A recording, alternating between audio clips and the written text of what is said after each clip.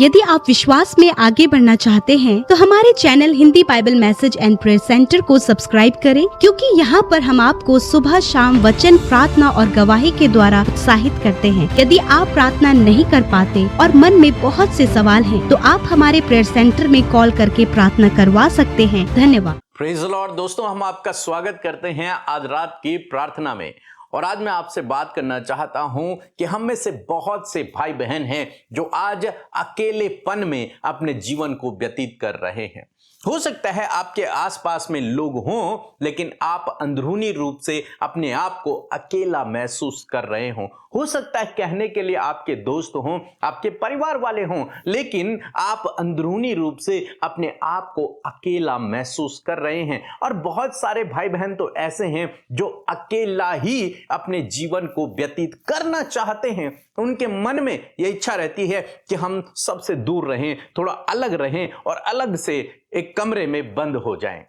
उनके मन में यह इच्छा है। और बहुत सारे हैं जिनको सबने छोड़ दिया, वे इसलिए अकेले हो गए हैं। किसी ने उन्हें धोखा दे दिया, किसी ने उनका साथ छोड़ दिया, वे इसलिए अकेले हो गए हैं। लेकिन आज परमेश्वर के वचन से मैं आप लोगों को उत्साहित करना चाहूंगा कि परमेश्वर इस अकेलेपन में भी आपके साथ में है। आपको निराश होने की आवश्यकता नहीं है। यह सोचने की आवश्यकता नहीं है कि मैं अकेला पड़ गया हूं, कोई मेरा सहायक नहीं है, कोई मेरा साथ नहीं दे रहा, सबने मुझे छोड़ दिया है। नहीं, परमेश्वर आपके साथ में है। परमेश्वर आपको कभी नहीं छोड़ेंगे और कभी नहीं त्यागेंगे। आप जानते हैं, जब परमेश्वर ने मनुष्य को बनाया, आदम को बनाया, तो परमेश्वर ने एक बात कही कि मनुष्य का अकेला रहना ठीक नहीं है। तो परमेश्वर नहीं चाहते कि आप अकेले रहें। बहुत सारे लोग हैं जो अकेले में बस फोन चला रहे हैं, अकेले हैं, एकांत में, कोई उन्हें डिस्टर्ब ना करे, वो फोन में लगे हुए हैं। लेकिन मैं आपसे कहूंगा कि परमेश्वर नहीं चाहते कि आप जीवन में किसी भी पल अकेले रहें। वो चाहते हैं कि आपके साथ में कोई हो। वो चाहते हैं कि वो स्वयं आपके साथ में रहे। तो आपको अकेले में समय बिताने की आवश्यकता नहीं है। यदि अकेले में समय बिताना है तो प्रभु के साथ में बिताएं। बहुत सारे जवान भाई बहन हैं जो अकेले कोने में जाकर फोन चलाते हैं। बस उनकी इच्छा है कि कोई उन्हें न देखे, सब सोए रहें और मैं फोन चलाता रहूं। जवानों का ये हाल है।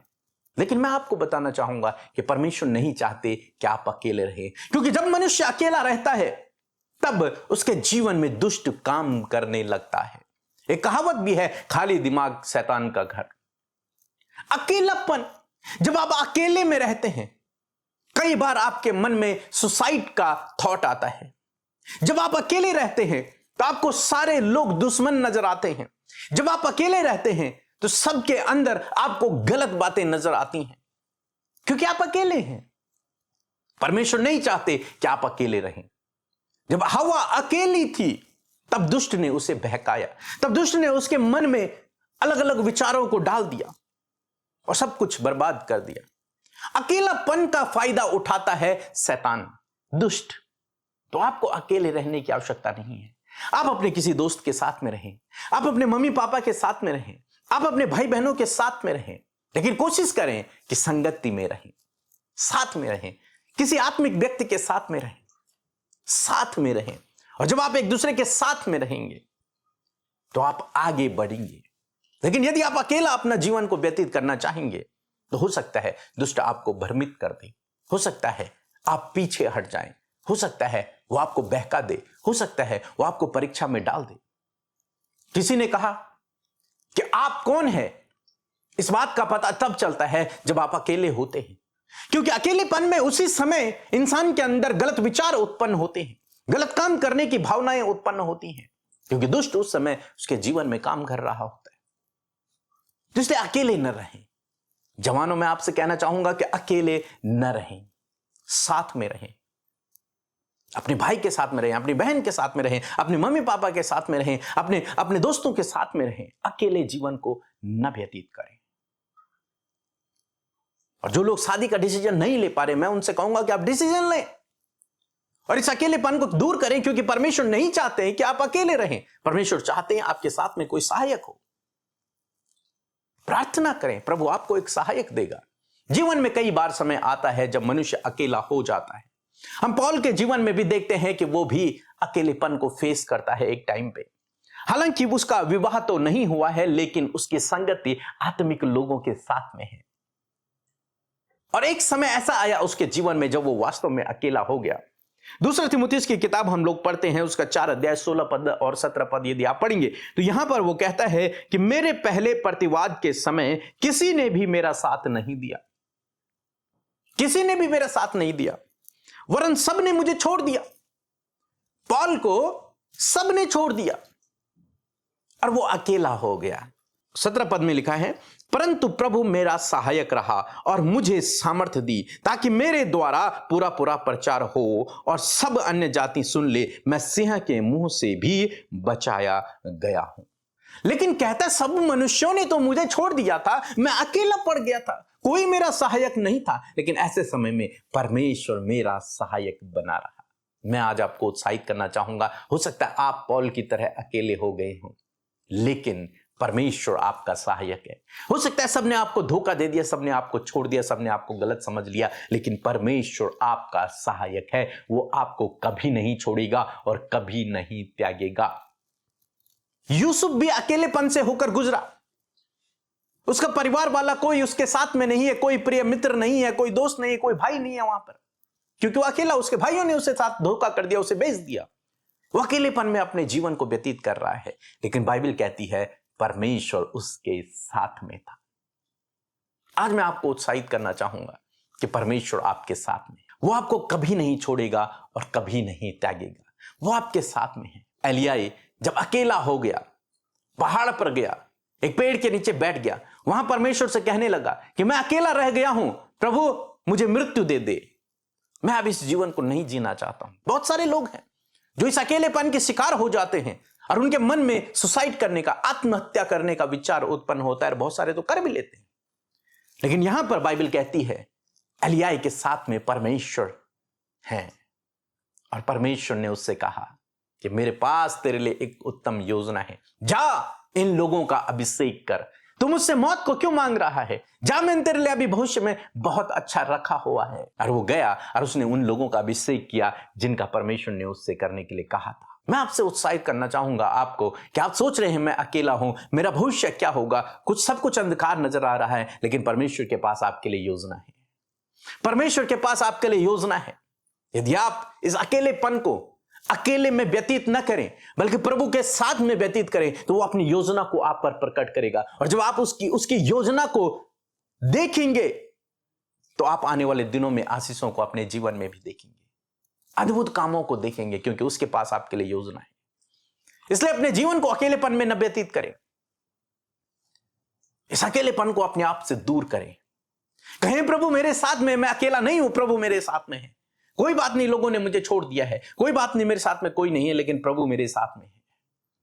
और इस अकेलेपन में नेगेटिव थॉट्स के बजाय आप प्रभु के साथ में संगति करें, वचन को पढ़ें, प्रार्थना करें, और मेरा विश्वास है प्रभु अपनी योजना को आप पर प्रकट करेगा। और जब वो अपनी योजना को आप पर प्रकट करेगा, आप दुगनी रीति से आगे बढ़ेंगे और परमेश्वर आपको बहुत सारी आशीषें देगा और इस्तेमाल करेगा। सो मैं आशा करता हूं आप समझ गए होंगे। सो प्रभु आपको इस वचन के द्वारा बहुतायत से आशीष दे।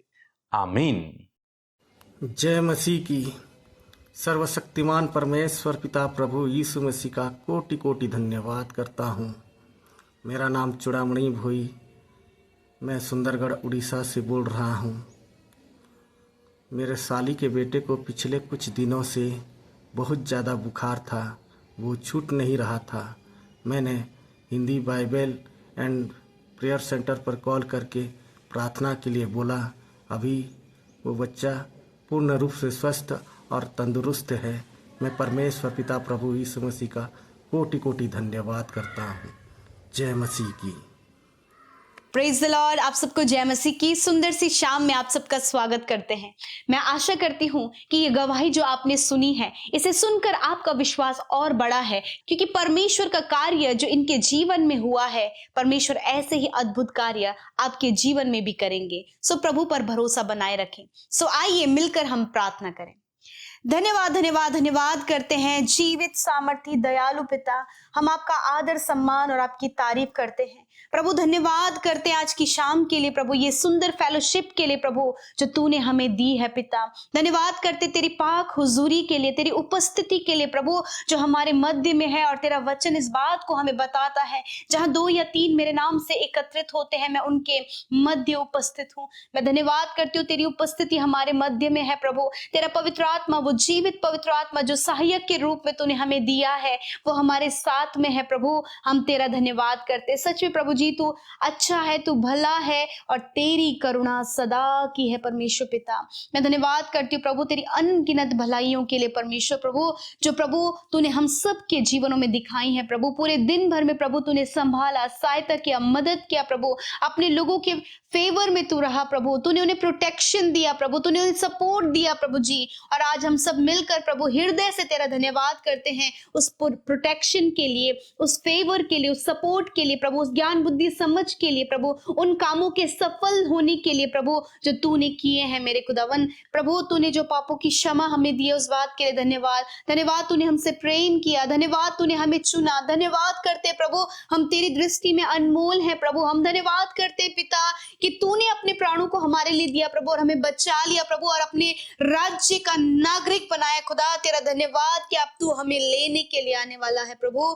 हम तेरा धन्यवाद करते हैं प्रभु। यदि आज दिन भर में कोई भी गुनाह, गलती, कोई भी ऐसा काम जो तेरी दृष्टि में गलत है, तेरे बेटे बेटियों से हम सबसे हुए प्रभु, उन बातों को पिता हम तेरे सम्मुख मानते हैं, उन गलतियों को पिता परमेश्वर तेरे सम्मुख रखते हैं। और प्रभु आज बहुत से लोग हैं प्रभु जो अपनी गलतियों का प्रायश्चित कर रहे प्रभु, जो गलतियों को मान रहे प्रभु, रिपेंट कर रहे प्रभु, पश्चाताप कर रहे प्रभु। यीशु मसीह इस समय प्रभु आप उन्हें माफ करें, उन्हें मौका दे प्रभु कि वो अपने मन को फिराएं, वो अपने गलत कामों से फिर कर प्रभु तेरी आज्ञा के अनुसार, तेरे वचनों के अनुसार आगे बढ़ सके प्रभु। मैं धन्यवाद करती हूं प्यारे प्रभु तेरे वचन के लिए जो आज की शाम में तूने हमें दिया प्रभु। सच में मेरे प्रभु तेरा वचन बताता है प्रभु अकेलेपन के विषय में प्रभु जी कि सच में मेरे खुदावन तो अपने लोगों का सहायक है परमेश्वर पिता।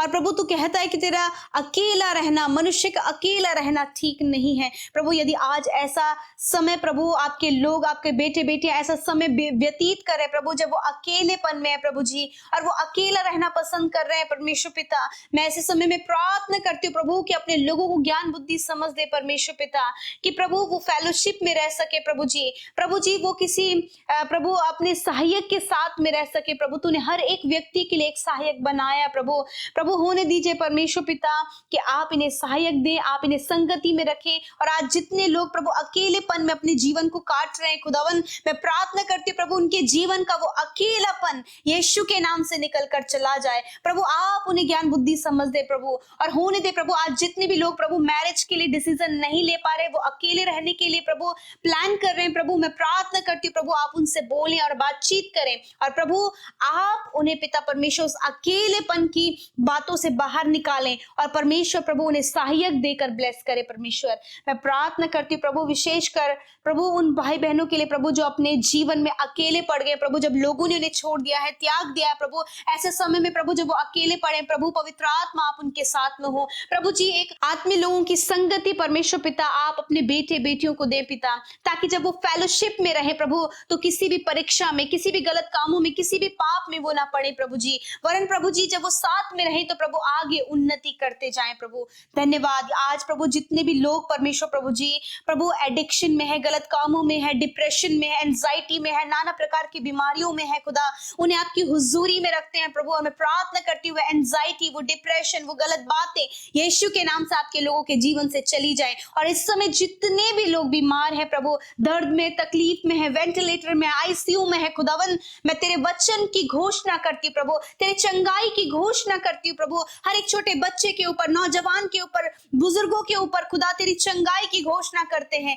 और प्रार्थना करते प्रभु इसी वक्त सारी बीमारियां, सारा दर्द और तकलीफ निकल कर चला जाए यीशु नासरी के नाम से प्रभु। तेरा धन्यवाद। तेरा वचन कहता है कि निश्चय मैंने तेरे रोगों को सह लिया और दुखों को उठा लिया। तूने कहा मैं तेरे सारे रोगों को दूर करूंगा और तू अपने वचन को पूरा करता है प्रभु। इस समय प्रभु हर एक कैंसर, हर एक पैरालाइज, हर एक शुगर बीपी की प्रॉब्लम, साइटिका की प्रॉब्लम, साइनस की प्रॉब्लम प्रभु, रीढ़ की हड्डी में प्रॉब्लम, नसों में समस्या, मांसपेशियों में समस्या, पाइल्स की problem, stone problem, kidney, liver, stomach problem, heart problem Yeshu के नाम से निकल कर चली जाए। इसी वक्त प्रभु सारे रोग जिसमें प्रभु आपके लोग जूझ रहे हैं खुदा, ये रोगों को हम यीशु के नाम से नष्ट होने की आज्ञा देते हैं और कमांड करते हैं इसी वक्त इनके शरीर को छोड़कर जाओ यीशु के नाम से। प्रभु इसी वक्त प्रभु चंगाई प्रभु इनके शरीर में बहने लगे खुदावन, ये देखने लगे, ये सुनने लगे, ये चलने फिरने लगे, जो एक्टिविटीज ये नहीं कर सकते खुदा वो करने लगे प्रभु तेरी चंगाई की सामर्थ के द्वारा। धन्यवाद खुदा, तूने छुआ और चंगा किया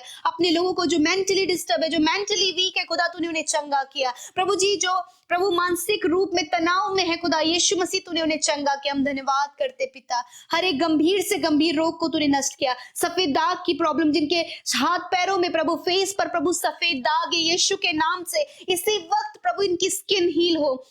जिन्हें इन्फेक्शन है, एलर्जी है, यीशु के नाम से वो बीमारियां चली जाएं। धन्यवाद पिता, तूने छुआ और चंगा किया। आज रात में प्रभु हर एक वो बुरा सपना, हर एक नींद ना आने की समस्या यीशु के नाम से चली जाए और खुदा अपने वचन के द्वारा बातचीत करे, दर्शनों के द्वारा बातचीत करे खुदा, अपनी बातों को आप इनके लाइफ में परमेश्वर पिता दे मेरे खुदा। और जितने लोग प्रभु इस समय अकेले हैं खुदा, उनके लिए प्रभु आप एक अच्छा बेहतर इंतजाम करें परमेश्वर।